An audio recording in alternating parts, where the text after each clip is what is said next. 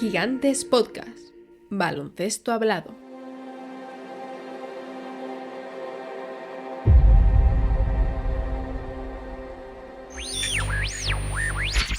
¿Quieres ganar el partido? ¿Quieres llevarte el título? Suscríbete a Gigantes. Actualidad, historia, Liga Endesa, competiciones FEB, básquet femenino, NBA, jugadores, leyendas, los mejores artículos y reportajes, el mejor baloncesto en la mejor revista. Suscríbete a Gigantes. Recibe en tu casa cada mes la revista. Entra en gigantes.com/tienda y aprovecha nuestras ofertas. Gigantes, el baloncesto en tus manos.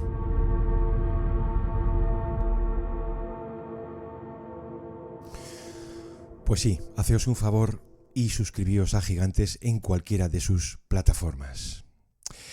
Andrés, muy buenas noches. Muy buenas. Hoy ha pasado el tiempo de que hicimos un programa que titulamos en su día El lenguaje de playoffs, Sí. y te reconozco que puede formar parte de mis favoritos, porque es una de esas piezas a las que el tiempo no hace ningún daño. Ninguno. Básicamente porque veníamos a contar algo que va a seguir siendo igual siempre. Sí. Confirmar la regla de que entre regular y playoffs hay dos baloncestos, dos juegos, dos deportes distintos. Así es. Además, cada edición, Andrés, renueva el baloncesto, digamos, a su más alto nivel, que es como abrirte un territorio nuevo. O sea, si cada temporada regular aporta un plano distinto, aunque sea relativamente pequeño, porque está inscrito en una época determinada, oye, el faldón de playoffs lo renueva por completo, como un punto de partida, como si la temporada siguiente se arrancara desde ahí. ¿Quién ha sido el campeón? ¿Por qué lo ha sido? ¿Quiénes han marcado la diferencia? ¿Qué terrenos vamos a explotar? Luego sabes que todo esto tiene mucho de espejismo, Sí. ¿vale? Que la realidad se echa encima de Son la intenciones, percepción. más bien. Exacto. Cuando luego llegamos a octubre, tiene lugar un reset nuevamente, ¿no? Digo espejismo, pero no del todo, porque al final han llegado dos equipos a las finales. Han abierto tal vez el nuevo camino a seguir. Y atendiendo en particular a estos playoffs, Andrés, no solo hemos visto un cambio en relación a la regular, sino creemos algo más acusado, mucho más marcado, incluso que las últimas ediciones, como si se rompiera alguna correa. Y nos vamos a preguntar, ¿cuánto de realidad ha habido en esa percepción que, a mi juicio, Andrés, ha sido mayor que nunca? Bueno, es que es prácticamente un hecho, Gonzalo, que estamos hablando del mismo deporte, pero de un juego muy, muy diferente. Sí, sí. En playoff es que se juega otra cosa, que es algo de primeras, te diría yo, provocado por aspectos pues que podemos enumerar muy fácilmente. Sí. En primer lugar, Gonzalo, no hay back-to-backs. Durante 2 semanas puedes estar jugando siempre contra el mismo rival, con el impacto a nivel de scout, a nivel de detalles que todo eso implica. Y el juego va muchísimo, pero muchísimo más marcado por el mismatch, es decir, por el desajuste a cubrir o a explotar. Porque el conocimiento del rival es básicamente todo durante el tiempo que transcurre una serie, Gonzalo. Imagínate 7 hojas de scout seguidas contra el mismo rival. Cuando llega la séptima ya no sabes qué decirle al jugador. Cuando hablamos de ajustes, de hecho, que siempre suceden, es la simple demostración de que el conocimiento va aumentando mucho durante los días. Con lo cual, entre un encuentro y otro, Gonzalo, eres capaz de plantear soluciones a algo que hace día y medio te costó la vida, te costó la derrota. Ese es el nivel de ajuste. De hecho, los equipos más predecibles, o más bien con alternativas poco potentes a esa primera fortaleza principal que tienen, Gonzalo, son los que más problemas suelen tener en las eliminatorias, porque el rival, claro, es consciente de ese poder desde el inicio. Y lo mismo sucede al contrario, ¿eh? Por eso, ciertos jugadores son mucho más efectivos en fase regular que en eliminatorias. O se ven más las carencias que tienen en las series, porque el detalle de todo es mucho, mucho mayor. Si alguien, por ejemplo, no defiende nada, tú en fase regular le puedes tapar prácticamente en cualquier contexto, Gonzalo. Aquí lo pagas. En playoff es inimaginable. Vamos. No es ya que no le puedas tapar, Gonzalo, es que lo más probable es que directamente le tengas incluso que sentar. Pero además ese conjunto de variables que hacen que veamos otra cosa, siempre repetimos que es medible. Dice, ¿cómo que cambian de estilo? No, no. Se adaptan a un nuevo escenario que, por cierto, articula en todos. Sí, sí. Muchísimas variables, algunas, pues hombre, son como muy particulares de playoffs, ¿no? Desde luego el ritmo de juego sabes que va a descender.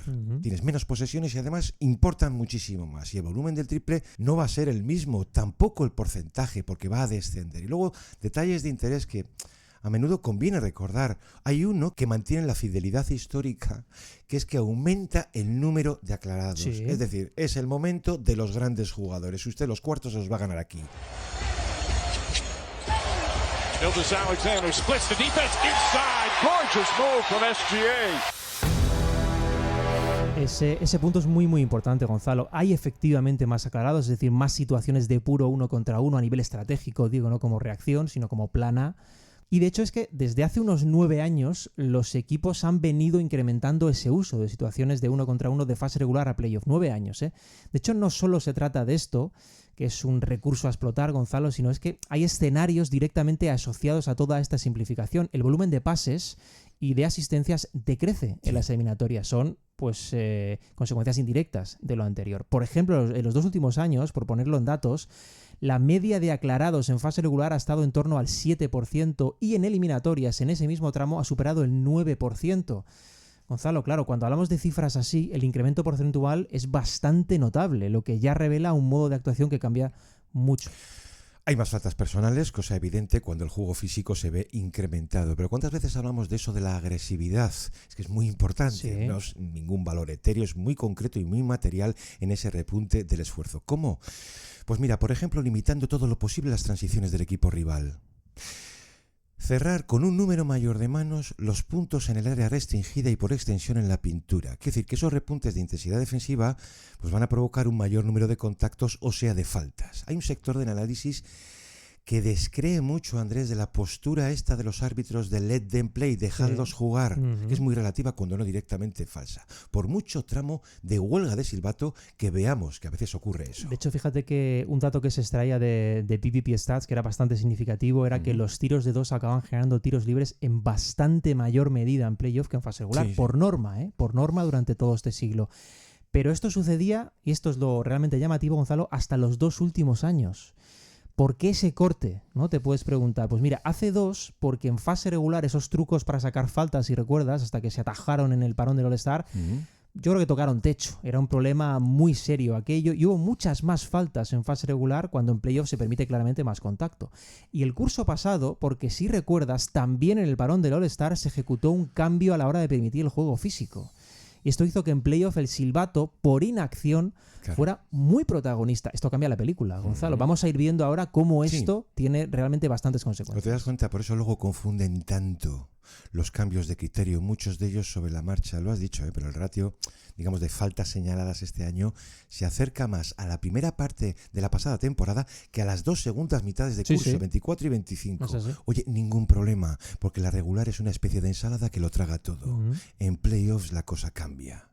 En playoffs, Andrés, por cierto, se celebra de entrada la intensidad, o como una mayor tolerancia al contacto, esa versión física del baloncesto que durante meses hemos podido añorar. Y aquí es donde queríamos llegar casi a empezar, porque el salto dado en ese sentido cuando empezaron estos playoffs, Andrés, ha sido salvaje. Nadie había previsto semejante grado de dureza.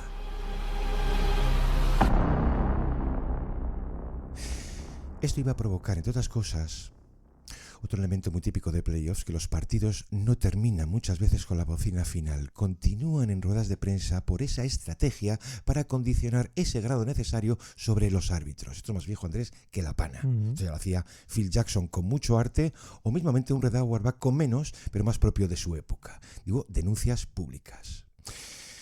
Mira, un personaje que nos va a servir mucho como portavoz, nos ha sorprendido bastante, pero bueno, Chris Finch es un poco así, ¿vale? A veces, cuando agarra el micro... Lo ha hecho este año, vamos. Un profesor en una ponencia de Oxford, además tiene esa pinta, ¿no? Pero es que lo hace muy pronto, en la primera eliminatoria de su serie contra los Lakers. De todas sus declaraciones, iba a ser la más genérica, como la más sorprendida por lo que estaba viendo, y todas las demás, todas las posteriores, iban a ser contra el rival, ¿vale? Pero dice Finch entonces, en lo que llevamos de playoffs, estamos viendo una dureza como yo no recordaba. Están siendo, dice, superfísicos, hasta el punto de llevar o de permitir la physicality demasiado lejos. Dice, no quiero que me malinterpreten, no estoy protestando contra los árbitros en esta serie, lo digo así en general.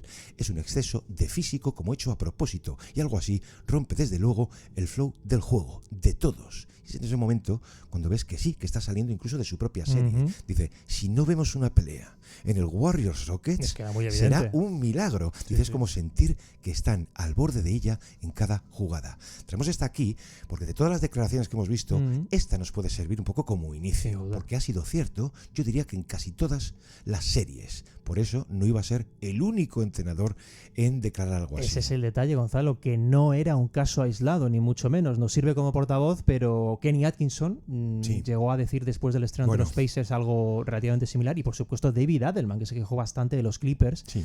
en ese mismo sentido. Es evidente que estilísticamente el juego ha cambiado, Gonzalo. Influye el ritmo, influye el uso del triple, por supuesto, como aspectos más básicos que cambian el factor espacio-tiempo, que es lo que realmente altera todo.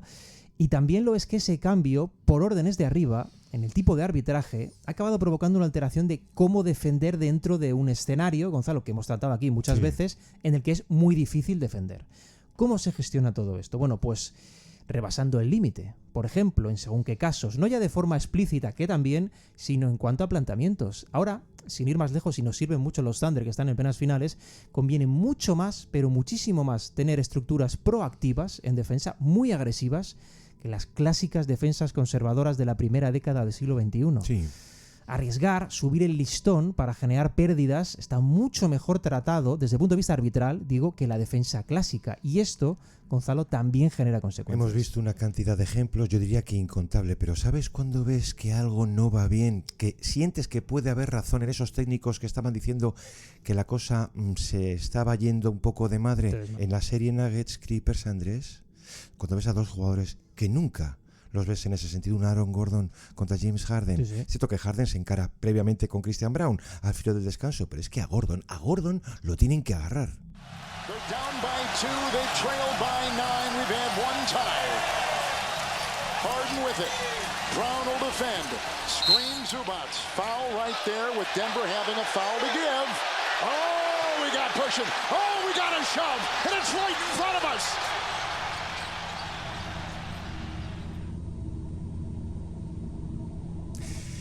Para semifinales, Andrés, ese exceso de dureza veíamos que se había extendido como una infección que hacía de estos playoffs una edición como fuera del tiempo, que iba mucho más allá de ese habitual cambio de plano de regular a playoffs, porque además Andrés daba resultado. Y recuerda además, perdona Gonzalo, Sí.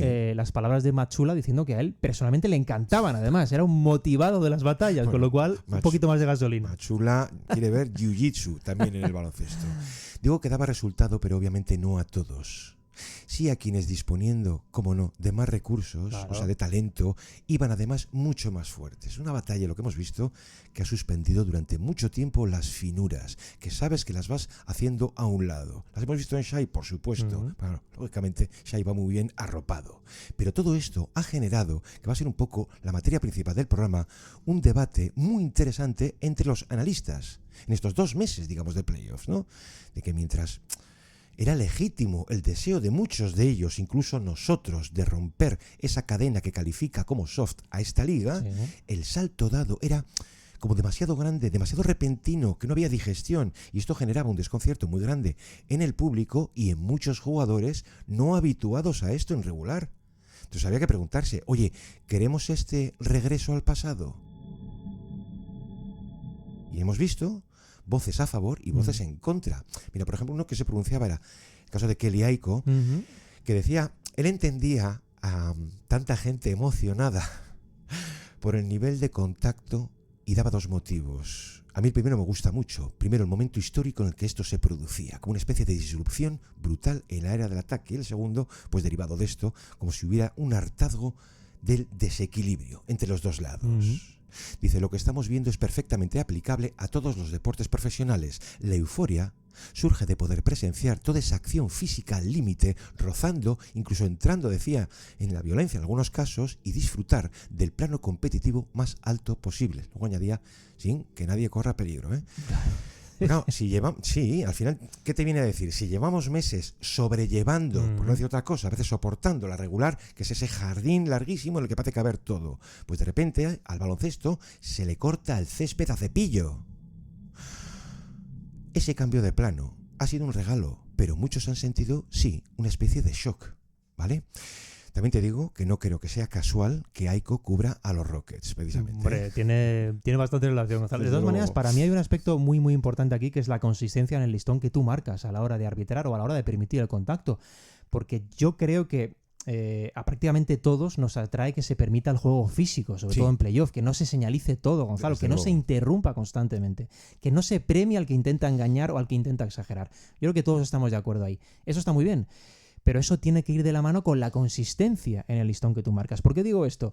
Porque cuando tú a mitad de temporada cambias la forma arbitral, Gonzalo, cambias la permisividad de contacto, lo que haces es indirectamente generar un juego diferente, pero generarlo en vivo, sin opción a adaptación. Es decir, los equipos, los jugadores, tienen que descubrir en directo qué es lo que va a permitirse y qué es lo que no. Esto acaba generando un problema, yo creo que bastante serio de perspectiva en playoff, porque si en las series se permite tradicionalmente más contacto que en fase regular, es cierto, pero en fase regular ya has dado ese paso para intentar acercar el juego al de playoff. Lo que pasa es que en playoff te encuentras listones que no sabes dónde están, Gonzalo, pero ¿hasta dónde puedo llegar aquí? Esto es lo que se preguntan los equipos. Generalmente lo hacen por exceso, por supuesto, porque van a intentar competir. Obviamente van a subir varios peldaños en su nivel de contacto, van a ir calibrando y eso puede ser realmente problemático para todos los árbitros, Gonzalo. Pero te das cuenta que a muchos todo esto ha cogido por sorpresa, digo, de esta propia edición de playoffs. A casi todos. Es decir, que aquí lo que toca es adaptarse, que era esa ley que defendía Riley en los años 90, no llores, adáptate. Eso es. Claro, si algunos tienen que adaptarse y otros no tanto, esto puede significar que el repunte físico no favorece a todos, o no al mismo grado. Es evidente. Por eso durante estos playoffs hemos visto de todos. Parece haber un consenso de que el equipo más favorecido por algo así iban a ser los Rockets. Claro. Como si ellos marcaran ese listón. Here's Williams. Here come both teams. Here comes Rocket security. And we got a scrum in front of the Rocket bench. I love it. Look at both teams. They're those two buddies. Decía uno, no hay duda, es la identidad que llevan marcada a fuego los 2 años que llevan con Udoka. Imagina el grado de legitimidad que creen ahora tener cuando todo se aprieta mucho. Esto es fantástico. Te está diciendo, si en regular pegan palos, imagina ahora. Y un equipo tan dependiente de la defensa, además. Y en el caso contrario, los que menos se han podido ver favorecidos por ese repuntazo físico, pues hombre, tienes ejemplos un poco demasiado evidentes, el caso de los Grizzlies, también de los Lakers o de los Bucks. De los Lakers. Pero sorprende el caso de los Pistons, Sí. y tienes todo el sentido. Al final, ¿con quién cuentan, digamos, en ese sentido? Con un Ausar Thompson, pero lo que te vienen a decir, que tiene un meritazo enorme, que han sido un equipo que ha llegado hasta aquí siendo aún muy tiernos, muy ecológicos, y que toda su batalla de regular ha sido muy limpia. Si en playoffs les quitas a Stewart, ya los dejas así. Eso es lo que te iba a decir. Y luego hablamos de inocencia. Déjame darte 4 nombres. Jarrett Allen, Evan Mobley, Darius Garland, Donovan Mitchell. Le sumas al resto de secundarios y Andrés tienes un equipo de cuento infantil. Ahí es donde han podido pecar los Cavaliers. Desde luego, el equipo que más debate ha generado, incluso controversia, sobre todo cuando mueren los Rockets, han sido los Thunder. Pero es curioso, ¿eh? De los 16 equipos de postemporada, el equipo más joven haberse visto beneficiado por ese mayor grado de dureza. Digo esto porque históricamente fue al revés. Y aquí habría que matizar también un poco el asunto de los Rockets. Vamos a ver, los Rockets, Andrés, arrancan su carrera de playoffs convencidos en multiplicar la fuerza de contacto por necesidad. Como los equipos de la zona media, por no decir malos, en los años 90, ¿a qué jugábamos? A muchas menos posesiones. Es así.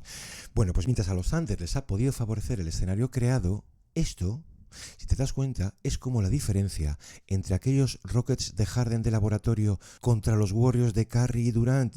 Unos por alcanzar la cumbre ofensiva y los otros eran la cumbre. Pues en el asunto físico, esta podía ser la diferencia. Es una cuestión de recursos. Dime cuánto dependes de la defensa y te digo cuánto vas a poder arriesgar. Eso Gonzalo, es. de todas maneras, los Thunder han sido, yo creo que ya de inicio, y también te abro aquí otro matiz para esta discusión, es un equipo que no solo no ha reaccionado al tiempo defensivo que estamos viviendo actualmente, Eso es. sino que es el que crea tendencia en el momento defensivo que estamos viendo. Sí, yo creo sí. que con bastante éxito. Entonces, cuando se produce esta alteración en la permisividad, son ellos obviamente los grandes beneficiados, pero ojo, lo son por el sistema sobre el que ya apuestan previamente, Gonzalo. Es una cuestión de potenciar tus fortalezas. Un equipo que es tan agresivo en primera línea, con esa cantidad de especialistas, al que además se le va a permitir serlo todavía más, es que obviamente es una bendición. Y luego déjame decirte que lo has dejado caer, pero yo voy a ir un poco más fuerte en esto. En el lado opuesto, Gonzalo, El equipo más castigado con diferencia para mí ha sido los Lakers. Los Lakers, un equipo sin interiores, sin ese extra físico, sin especialistas atrás.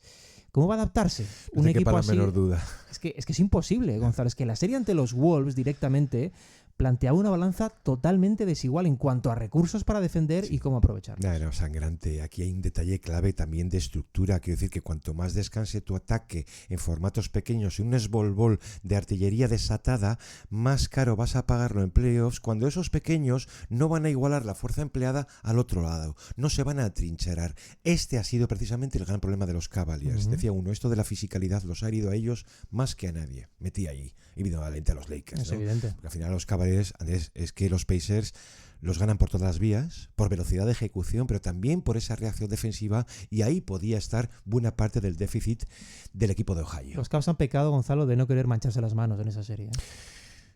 Un debate abierto en todo esto ha sido eso de cruzar las líneas. Es decir, una parte del público te dice, esto es una gozada, pero señores, se está yendo de madre. Y cuidado con eso. Claro, esto es acudir a esos equipos que tal vez se hayan instalado en el extrarradio del reglamento. Y hay, sobre todos los demás, un ejemplo histórico, que es el de los Pistons de finales de los 80. Los Pistons que parten la historia en dos, que vienen a decir, señores, se acabó la fiesta.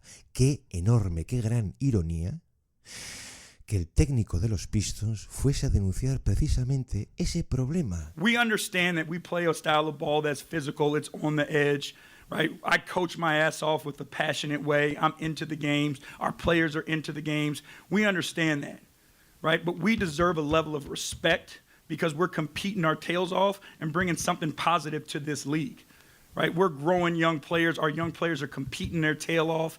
The least that they could do is get the same respect that everybody else in this league gets and get refereed the same way that everybody else in this league gets reffed. And enough is enough of it. And what you saw tonight was disgusting. It was a disgusting display of disrespect towards our guys and what we're trying to do.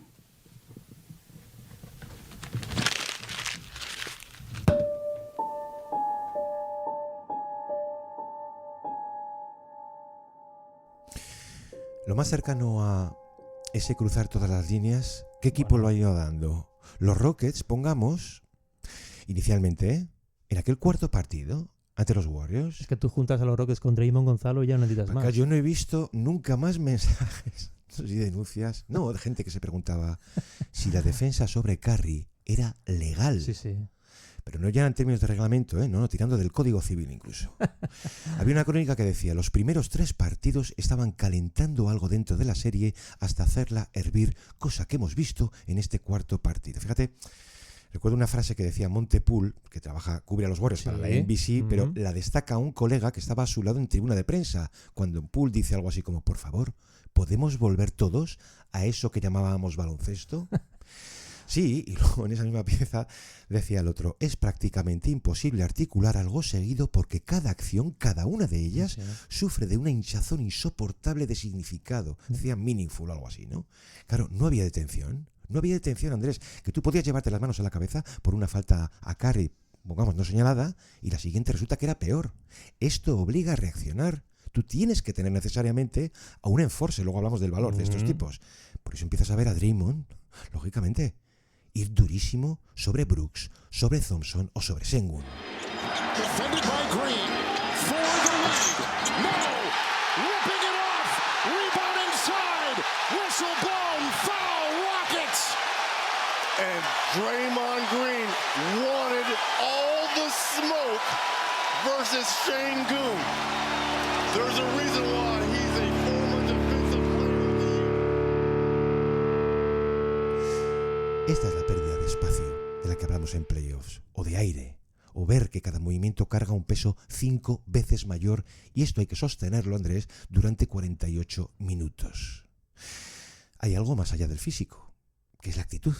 Una especie de agresividad intimidante, donde sí, los Rockets eran el equipo como más destacado, tal y como venimos a contar en ese programa llamado Ideario de un equipo feroz, que los veías muchas veces, Andrés, jugar pasados de rosca.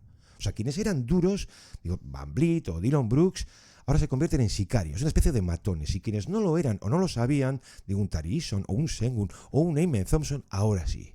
Y perdóname, si tienes alguna excepción, resulta que es el jugador más fuerte de la liga, como es Steven Adams.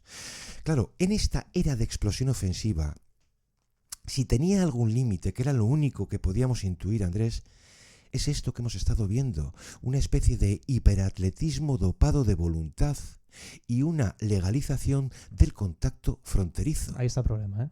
Jugar al límite de principio a fin es una estrategia como otra cualquiera. En sentido contrario, me viene a mí el fútbol italiano cuando dormía en un partido. No se volvía a jugar. Pero al final, si te das cuenta, otro detalle que hemos traído aquí muchas veces es que la hipertrofia de las faltas por contacto termina por aflojar el silbato, porque en caso contrario no se podría jugar. O podemos llegar a imaginar un primer cuarto en el que se señalen 32 faltas. No terminan el partido. El problema son los vacíos que se abren por inconsistencia. Si en regular vemos muchas veces, Andrés, una diferencia abismal en ese arbitraje del primer cuarto contra el arbitraje en un final apretado, en playoffs, esa pérdida de sentido legal puede resultar dramática. Ahí está el problema. O sea, esto ocurrió, recordemos, al término del cuarto partido entre Pistons y Knicks. Cunningham driving, pull-up jumper, no good. Harris battling, loose ball on the floor, picked up Hardaway, 2 seconds left, puts up the shot, no, and the game is over. JB Bickerstaff is on the floor irate. He thought there should have been a foul called on the Hardaway shot.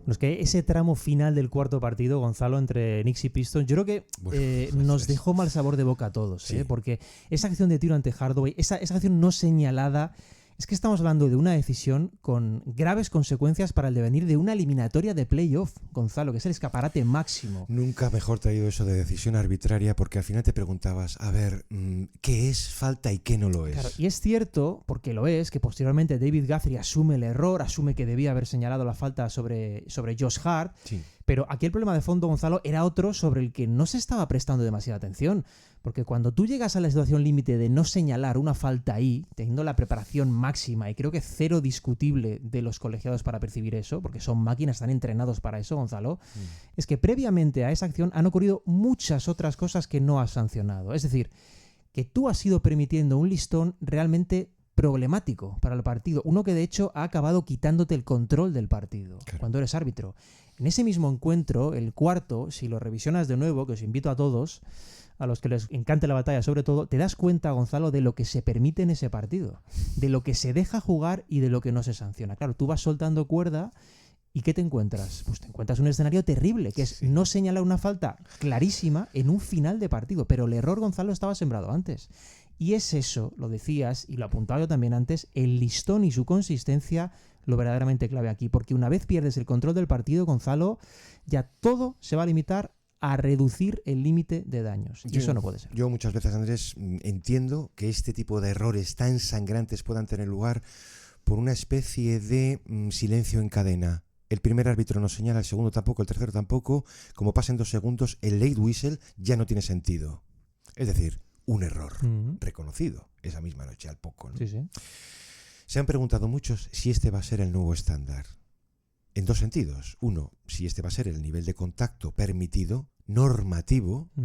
Y 2, si esto va a tener algún tipo de influjo en la arquitectura y diseño de los equipos y plantillas. Es que eso es interesante. La respuesta es sí, pero únicamente a este segundo punto. Claro. Quiero decir que esto que estamos viendo y quienes salen vivos de esta batalla va a condicionar la raíz de los equipos, el nuevo scouting y la búsqueda de esa nueva fauna. Se va a priorizar, Andrés, perdóname, se va a priorizar más fuerza, más resistencia, más fuerza agresora. Entre púgil y bailarín se va a elegir al primero, al extremo de que pueda haber una mayor indulgencia con defectos técnicos de ataque y de serie, como el bote, como el manejo, como el tiro. Esto es como regresar a los años 90.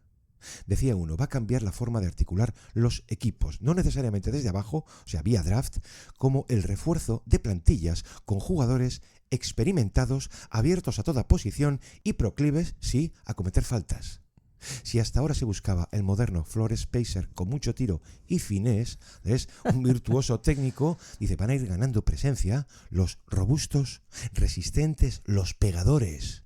Especialmente bajo el aro. ¿Sabes lo que significa esto, no? Más Steven Adams y menos Nikola Vucevic.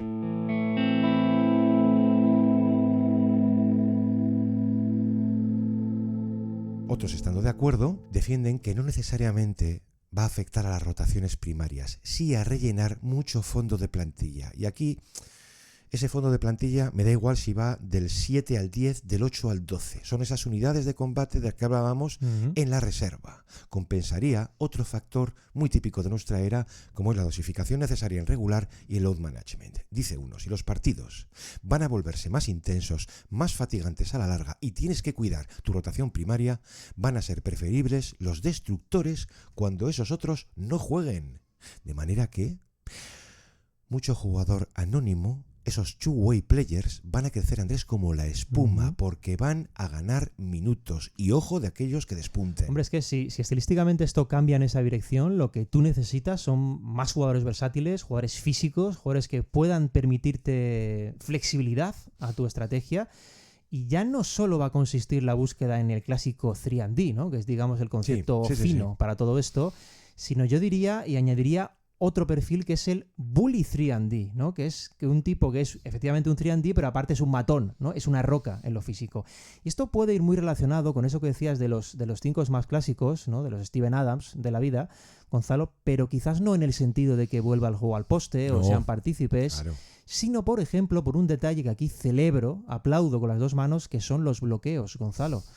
A mí me encanta destacar el valor del bloqueo y sobre todo en playoff, la importancia de los grandes bloqueadores en los equipos, porque liberan a los manejadores, liberan a los tiradores, les hacen lucir. Gonzalo, para que tu estrella meta 30, normalmente necesitas un tipo que le libere espacios y estos normalmente no salen en la foto. Claro, si el juego va por ese camino físico, estos jugadores van a ser todavía más importantes, Gonzalo, en todo aquel perfil subterráneo que les permita serlo. Malika, executives all around the NBA are watching these NBA finals and these two teams specifically as a blueprint of roster building. And what does that mean? That means two-way players. That means players with characteristics of competitiveness, youth, two-way ability. And that's a departure from the star-heavy, three-point reliant teams that we may have seen in past years. And it's a possible solution to really modern-day building when we think about the second apron and the salary cap and the restraints that we've seen.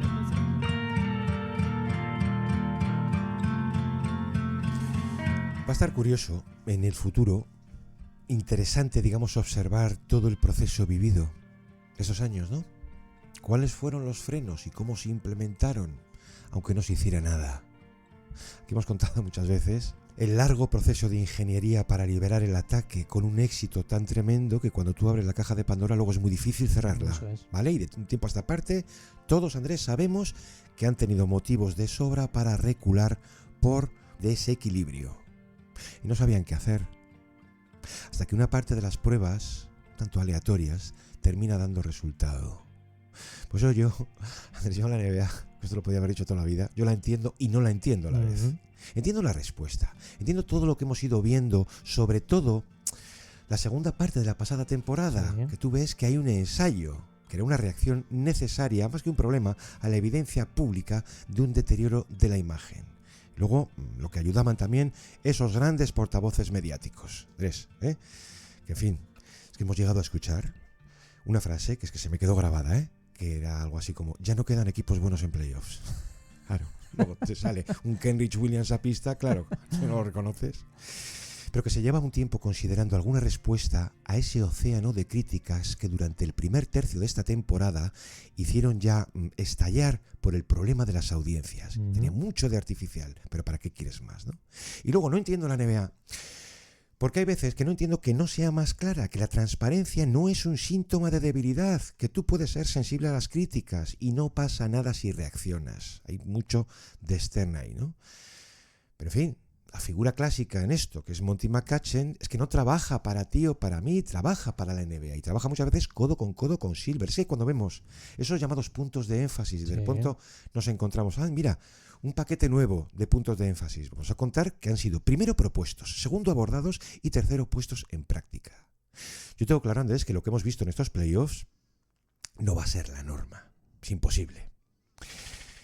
Pero sí estoy de acuerdo con alguien que decía que ante un escenario que admitía ya como castigo general que la NBA se había vuelto tan suave, hay que celebrar, decía, el regreso de la fisicalidad controlada. Está muy bien esto de controlada. Sí. Pero ¿cuánto, Andrés? Hombre, ¿dónde están los márgenes? Ahí está la clave, en el matiz del cuánto. Porque juego físico fenomenal, pero la línea entre lo físico y lo violento es bastante más tenue de lo que pensamos, Gonzalo. Sobre todo cuando extiendes la permisividad a tipos de más de 2 metros, de más de 100 kilos y que están a muchas pulsaciones, ¿eh? Como se te vaya esto de las manos, cuidado. Y esto puede correr el riesgo de que todo lo que se ha ido beneficiando al ataque en los últimos años, donde apoyándose en la explosión de talento de tiro no se han dado herramientas, digámoslo claro, al defensor para compensar, digo que el riesgo puede ser ir ahora al contrario, permitir un grado de contacto que aleje al juego de su propio interés, que es el juego. Aquí podría, por ejemplo, verse alterado el reglamento, Gonzalo, para sostener eso, algún tipo de nueva norma defensiva o simplemente devolver un handchecking un poquito matizado, no sé, algo que a nivel de reglamento ayudase sin provocar que todo se fuera de madre. Eso, o bueno, quizás una solución un poco más sencilla, Gonzalo, ¿por qué no acabamos con la diferenciación? Con eso de que en fase regular se permiten unas cosas y en playoff se permiten otras. Pero también te digo que incluso para los propios protagonistas esto es bastante más difícil de implantar. Parece sencillo, pero no lo es, porque los jugadores saben cuándo hay que apretar, Gonzalo. Ya te digo yo que no les vas a convencer de que aprieten un mes de noviembre de fase regular. No es eso que ellos defienden muchas veces diciendo lo del approach. Y dices, el de los árbitros. No, el de los propios jugadores. Sí. Defense first. It's always defense first. If we're able to buckle down defensively, we can take care of the offensive side. And it also allows us to play more in our strengths offensively. But defense is always where it starts. Defense helps you win games, no matter the environment, no matter the team, no matter the personnel. Like if you get stops, you give yourself a chance.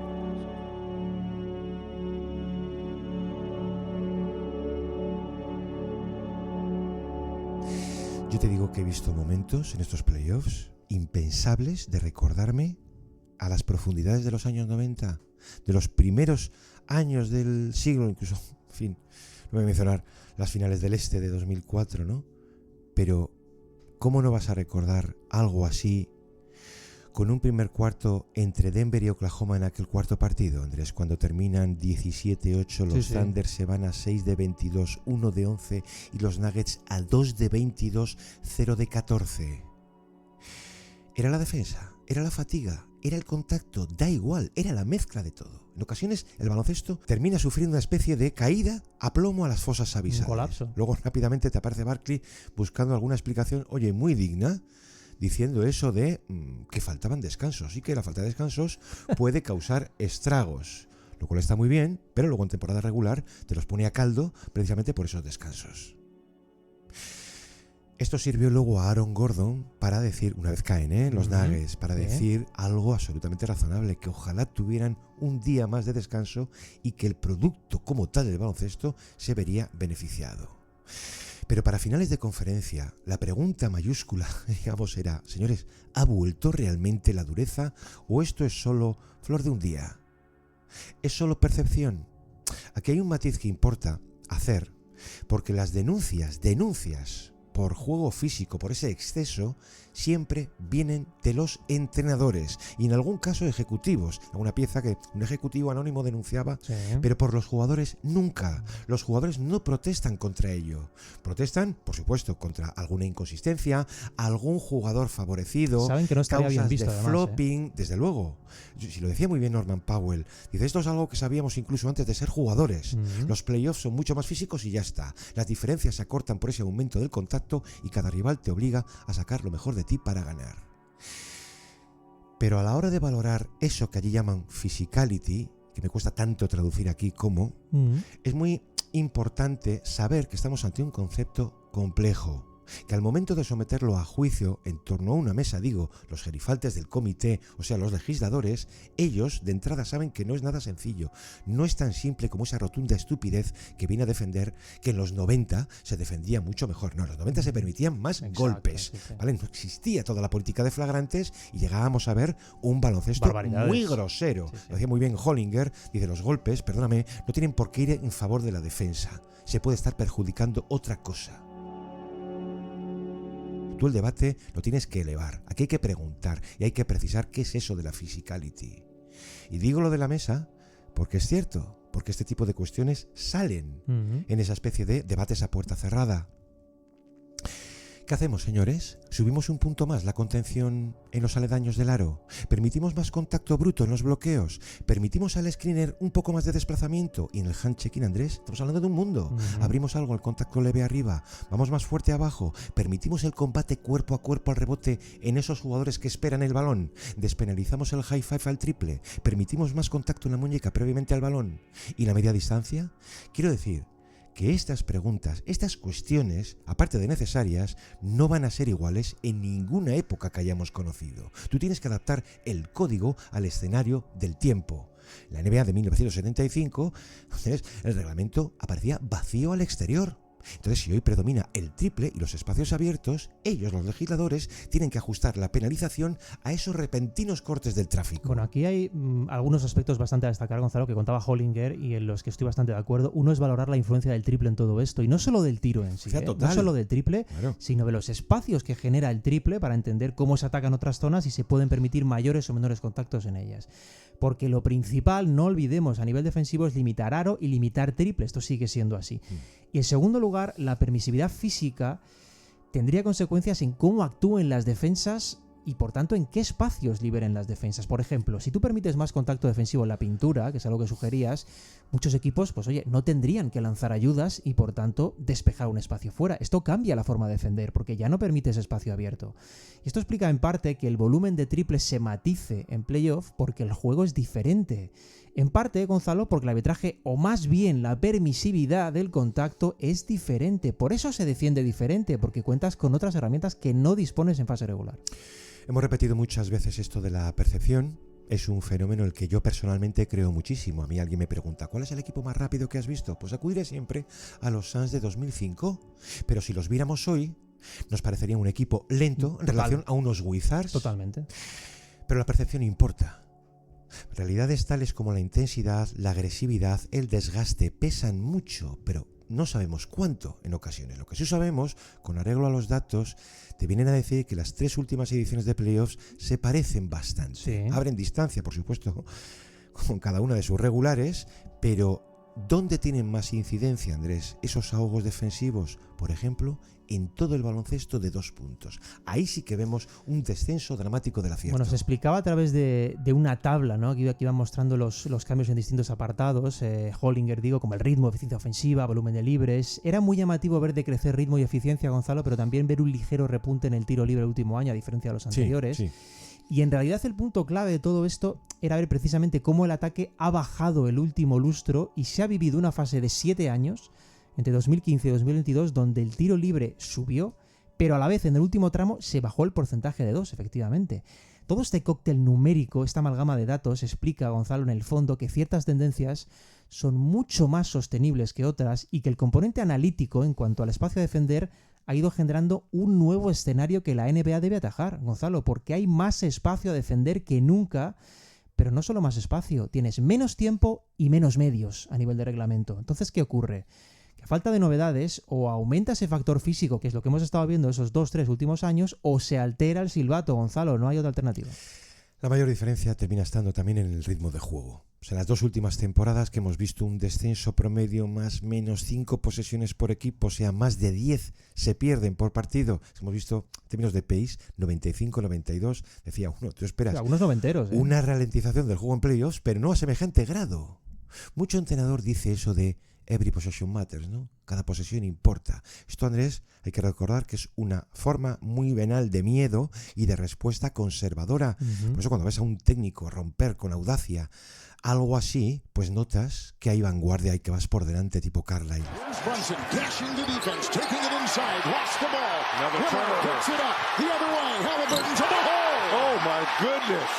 Tienes toneladas de juego posicional, te va a favorecer esto, más contacto y una diferencia menor con el baloncesto de hace 25 años. ¿Cómo escapar entonces a esos barrotes físicos? Pues ves a los Pacers potenciando toda transición ofensiva que tanto sufrieron los Knicks en su serie. Pero tú ves el estreno, entonces, entre Celtics y Magic, es que mismamente el estreno se van a 90 posesiones. Totalmente es una noventero. regresión Sí, sí. a otro tiempo. Por eso la conclusión no es clara del todo. Pero entre datos y test visual, pues a lo mejor no importa tanto el debate, porque al final el baloncesto es un producto que te entra por los ojos. Yo creo que la conclusión desde el punto de vista de la analítica, al menos, Gonzalo, es que es difícil ver evidencias sobre que este juego sea más físico que, por ejemplo, el de hace 2 años.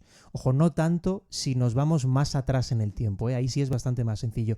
Y yo creo que ahí está el asunto, en que este juego, que es similar en cuanto a dureza a los 2 últimos años, sí que no es el mismo en absoluto al de hace más. Se ha incrementado ese factor seguro con respecto a ese tramo más antiguo. Y ese es verdaderamente el punto a seguir y el punto a cuidar, Gonzalo. Si al final la dureza es bienvenida y solo hay que calibrar los límites, Andrés, ¿cómo se imponen?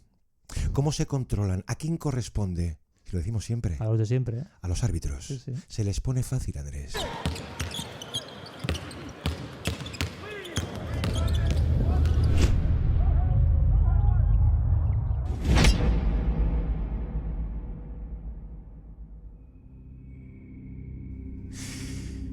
Mira, antes del inicio de las finales del oeste entre Thunder y Wolves, Sí. hay una primera rueda de prensa que iba a dar Daigneault, digo, antes del primer partido en casa. Los medios le ponen en un brete.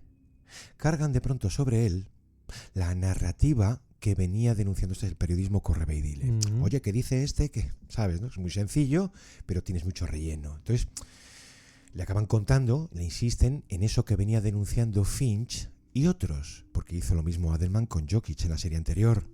Un escenario, el de los Thunder, que por lo visto los favorecía. Ese nivel de contacto superior al resto, permitido para ellos, que decir de la mercadería de faltas de Shai, y que cómo podía afectarles. Sobre todo cuando se iba a medir a un rival cuyo entrenador ya había denunciado un listón diferente para ellos. Que esto fue lo que dijo Chris Finch sobre los Thunder en regular. It's so frustrating to play this team because they foul a ton. You know, they really do. They foul all the time. And then, you know, you can't really touch Shai. And it's a very frustrating thing, and it takes a lot of mental toughness to try to play through it. Es muy frustrante medirse a este equipo, cometen una tonelada de faltas, de veras que lo hacen así, hacen faltas constantemente y luego tú no puedes tocar a Shai. Ya digo, es muy frustrante y conlleva una dureza mental muy grande soportar algo así. Es decir, Andrés, que se lo recuerdan. Y Daigneault, que está ganando, en fin, esta temporada 10 años de carrera, pues es muy listo y responde de manera muy simple. Way of criticizing the officials. Do you prepare for that type of... We prepare the team for the games. Yo preparo a mi equipo para los partidos. Luego, antes iba a extender, ¿eh? Mis jugadores saben lo que hay, que mis jugadores van a ir fuerte y es su deber, que no vamos a cambiar nada, que se trata de una estrategia, dice, para influir en el juicio arbitral, que en playoffs los márgenes se estrechan y hay quienes van a aprovechar para condicionar a los árbitros y así sacar ventajas. ¿Sabes qué pasa, Gonzalo? Que en esos márgenes influyen muchas cosas, ¿eh? Por ejemplo, las declaraciones mismamente de un cuerpo técnico, de un jugador estrella, de la prensa local antes del partido. Esto es. Nadie está aislado de esos elementos que pueden hacer y de hecho hacen ruido. Y de hecho Daigneault reconocía que hay equipos que tratan de exprimir esos factores, pero al mismo tiempo lanzaba el dardo, Gonzalo. Oye, la responsabilidad de no dejarse influenciar, Sí. ¿de quién es? De los árbitros, ¿no? Si se dejan afectar, igual no deberían estar arbitrando aquí. Es evidente que su equipo es protagonista en esas conversaciones porque seguramente es el mejor aprovechando el contexto actual. Pero ojo, esto ha pasado siempre, Gonzalo, que se hable de los árbitros en playoff. Digo, lo que no ha pasado siempre es que mucha gente no tenga claro dónde está el listón en según qué casos, Gonzalo, porque eso es lo que acaba perturbando de verdad. Lo curioso, Andrés, es que Minnesota ya hizo esto el año pasado. Ellos fueron, digamos, ocuparon el papel de los Thunder, pues por ejemplo contra los Nuggets. Yo les he esperado también ese ataque final que no se ha producido, menos ante un equipo como los Thunder, también es verdad. Pero el que va por detrás, el que sufre ese exceso físico a nivel defensivo es el que suele poner siempre la denuncia, ese repetir, los árbitros han perdido el control de lo que ocurre.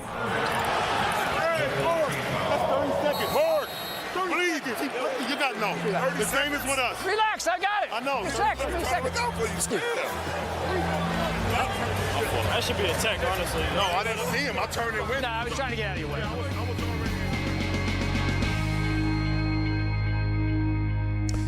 Andrés, qué habitual es por estas fechas que el consultado por los medios sea Monty McCutchen. Es un clásico, ¿no? No falla, ¿eh? Él decía no ver ningún indicador en estos playoffs de haber alguna diferencia. Ni más contacto, ni más material susceptible de errores. Esto es el oficialismo, Andrés. El problema del oficialismo es no ver nunca ningún problema. O nada a corregir y luego resulta que corrigen, lo hacen. Dice McCutchen, a mi juicio, no hay separación con las últimas ediciones. Nosotros lo vemos así, muy similar a estos últimos años, y nuestra analítica también lo refleja así. O sea, que no ha habido mandatos durante la edición de playoffs a no considerar que hubiera alarmas. Esto es lo de siempre, según te vaya. No se suele criticar al equipo que ha caído. Se hace contra quien te elimina o tal vez te lleva al límite, como el caso de los Rockets, ¿no? ¿Y por qué? Porque van muy físicos, son muy agresores, van al borde del reglamento. Haga usted lo mismo. No puedes. Pues es tan importante el nivel de recursos. El caso intermedio es el listón diferente para los dos equipos en liza durante una serie. ¿A qué se acude siempre? A los tiros libres. Es lo más fácil, ¿no? Que, por cierto, se tiran más libres. Ese ratio ha aumentado en relación al regular y en relación a los playoffs del año pasado. ¿Por qué decimos esto? Porque a eso se agarran los árbitros. ¿Cómo? ¿Que el juego es más físico? Sí. ¿No veis? Lo estamos penalizando. El volumen de tiros libres se mide por aclarar esto con respecto al volumen total de tiros. Y ahí es cierto que se ha incrementado la cifra hasta casi el 27%, cerca de un 3% más que en fase regular, y que de paso es la mejor marca en más de 10 años. Pero déjame decirte que, hablando de esto, McCutchen comenta algo que sí me pareció muy interesante, muy ilustrativo, porque decía lo siguiente: hablamos de intensidad y physicality como sinónimos, pero no lo son. La intensidad puede crear ese juego físico, pero la intensidad no varía con respecto a la fase regular. Lo que sí cambia es ese juego físico, esa physicality de la que se habla en playoff. Estoy muy de acuerdo con esto, Gonzalo, porque intensidad hay siempre, eso es constante, pero lo que verdaderamente cambia la ecuación, el resultado, es cuánto juego físico se va a permitir. Es un matiz importante porque muchas veces se habla de ponerle intensidad. No, oiga, intensidad le ponen siempre. Lo que es diferente, lo que varía es el listón físico. No, ese detalle que sí tiene interés, que dice que la familiaridad que se establece entre dos equipos a lo largo de una serie favorece, decía, el incremento de esa physicality. Gradualmente concentrada, Andrés, en aquellos puntos, o sea, jugadores que te hayan castigado en exceso. Ya veíamos a Ausar Thompson ir cada vez más duro sobre Jalen Brunson en aquella serie. Cada vez más duro, cada vez más lapa. Igual que hicieron los Pacers, cuando Nembhard se le pega del todo, pero de meterse dentro de él. Shot clock at 4, pickpocketed by Nembhard. Another steal, number 6 for Andrew, and having words with Brunson. His defense has been terrific. Well, bringing all the classics back. Brunson very frustrated right now. Y quien dice Brunson, dice Shai, dice Curry o dice Jokic. O dice Andrés, mucho secundario que esté jugando fácil. Que buena parte de los ajustes se explica así. Dice McCutchen algo que me gustó. Dice, esa repetición de los duelos tiende a unir, a apiñar mucho más los cuerpos. Y luego sí, luego te reconoce haber corregido algunos vacíos del reglamento. Y aquí es donde vamos a aportar nuestro granito de arena, nuestro valor diferencial, esas consultas que a veces obtienen respuesta. Porque hay que contar que en esas reuniones, que a nosotros nos encantaría presenciar, pues, por ejemplo, la que tiene lugar en el verano del 23, sí puede asomar un problema.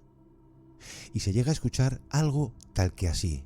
Señores, hay jugadores, por lo general anotadores, que esperan la presencia del defensor fuera del anillo. Arrancan lentos la penetración, arrastran a ese defensor en paralelo en su camino y en un momento determinado disparan el contacto del hombro con él. Fuerzan ellos el contacto, exageran el movimiento, eso que llaman head snap, el latigazo de la cabeza, y buscan la falta. Falta que nosotros estamos dando por buena casi por sistema.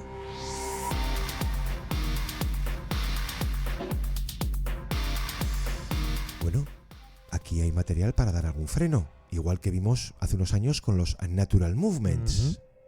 Pues sí, señor, dice McCutchen entonces, esto lo habíamos empezado a notar meses antes. Por Navidades hicimos un registro y nos salían en torno a 30, 40 cazadores. El contacto lo buscaban ellos, no el defensor. No vamos a dar nombres aquí, ¿eh? Pero Dice, todos lo saben. Para el mes de enero, dice, nuestro informe superaba los 50. No, pero está bien decirlo, porque no estamos hablando de un jugador. Hombre, claro. Lo están diciendo ellos. Es que era común. Dice, para enero nuestro informe superaba los 50 nombres y el número de faltas así era incontable. Sí, señor Andrés, aquí te reconocen haber un problema, luego algo había que corregir. ¿Y qué pasó? Que a mediados de febrero, tras el parón, ya se empezaban a percibir los cambios, Gonzalo. McCutchen reconoce abiertamente que los jugadores de ataque iban un paso por delante del reglamento, por lo que su obligación era reaccionar e impedir esas ventajas. Esto que yo diría que durante el mes de marzo ya era una evidencia totalmente absoluta, fue confirmado más tarde en la rueda de prensa tradicional de Silver, sí, en abril del año pasado, cuando admite que efectivamente se tomaron cartas en el asunto. Pero yo creo que no hacía mucha falta admitirlo, Gonzalo, era muy visible, pero sí que se hizo público el trabajo anterior de cara, obviamente, a identificar esa vía de agua y a tratar de eliminarla. No, el actual volumen de tiro exterior, Andrés, condiciona cómo y cuánto se sanciona. Claro. Y menos mal que ya forma parte del pasado la época del rip-through al triple, la de Chris Paul, sí, Lillard, Harden, etcétera. Incluso un poco fiebre del tiro libre, todo eso ha podido quedar atrás. De todas formas, cuanto más te alejas del aro, normalmente más difícil va a ser ver batallas de contacto, Gonzalo, más allá de la presión al bote, ¿no? Con lo cual te puedes encontrar que el volumen de libres durante la temporada pasada fue considerablemente menor conforme iban pasando los meses. Se llegó al punto límite, por llamarlo así, de que durante un partido completo se lanzaron 2 tiros libres. Maravilloso. Esto parece ficción, Gonzalo, sí, pero no lo es. Es real. Esto tuvo lugar en abril del año pasado, un partido entre Bucks y Celtics, con Boston sin tirar un solo tiro libre en todo el partido y Milwaukee quedándose en 2. Esa tendencia decreciente que vimos la temporada pasada se acabó confirmando después en playoff, porque los 20 tiros libres de media por equipo en eliminatorias, fueron la cifra más baja de la historia de los playoffs. Nunca se habían lanzado tan pocos libres de media por encuentro, Gonzalo.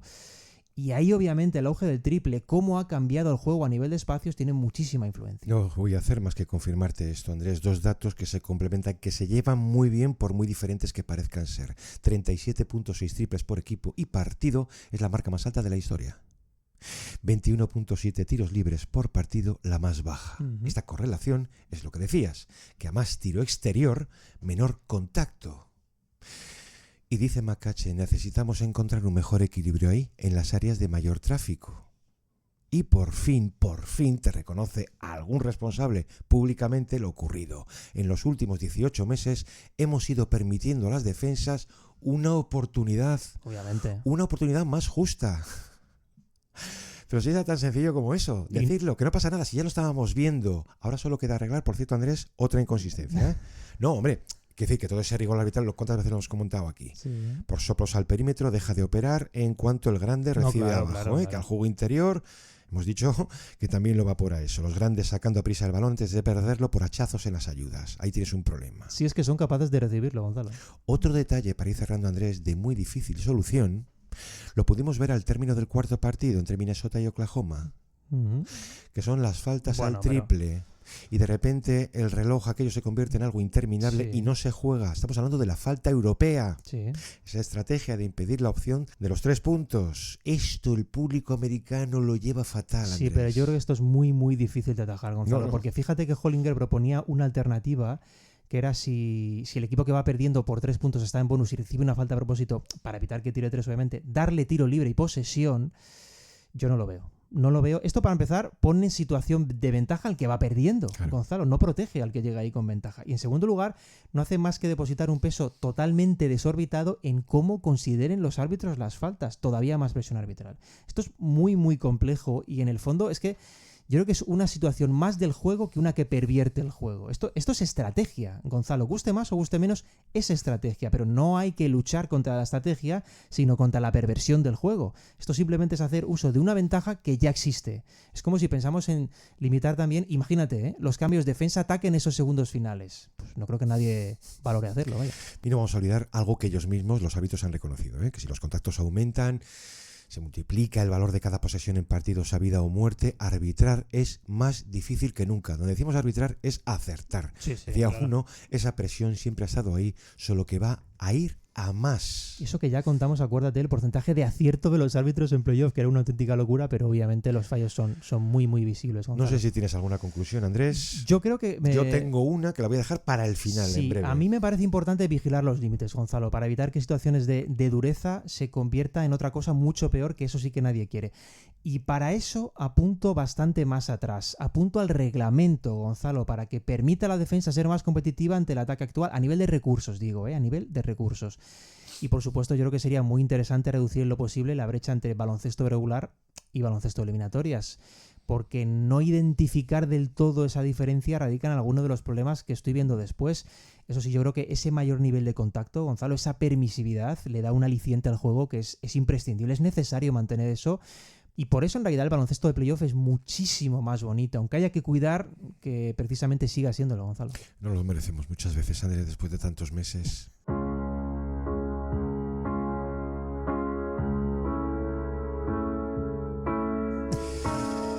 Yo no creo que la historia de la NBA sea circular. Yo no creo que vayamos a volver a los años 90. Es imposible regresar al atrincheramiento en la pintura de finales de los 70. Resucita Stern, Gonzalo, si pasa.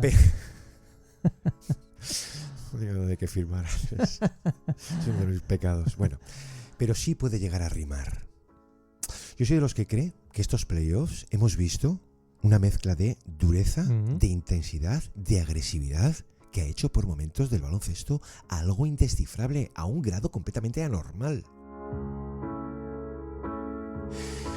Yo voy a terminar, mi conclusión es esta, que estuve a punto de arrancar el programa con ella, pero la voy a dejar para el final, porque esto es una convicción mía y de ahí no me muevo, Andrés.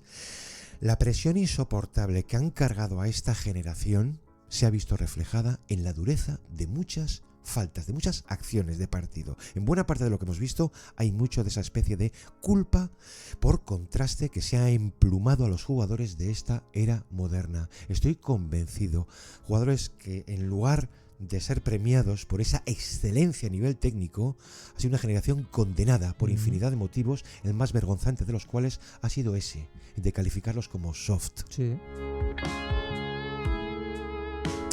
Y eso genera entre todos muchas veces una reacción que hemos visto y que muy probablemente en los años venideros vamos a ver repetida. Mucha animadversión, Gonzalo, contra estos jugadores, y sobre todo está muy influenciado realmente por cómo marcas el listón y cómo no dejas expresar a un jugador por su calidad técnica, sino por su arte del engaño, que esto también es importante. Y que además de las dos partes, la generación boomer y esta actual, yo sé perfectamente quiénes han abierto la boca y en qué sentido. Totalmente. Y quiénes han visto muchas veces obligados a callar. Y les han tenido que sacar un poco la cara los veteranos, digo Durant, LeBron, etcétera. En fin, a todos les llegará su momento. Andrés, muchísimas gracias. Un placer. Una semana más, como a todos vosotros, por estar como siempre al otro lado. Nos escuchamos aquí en El Reverso. Un abrazo. Hasta entonces.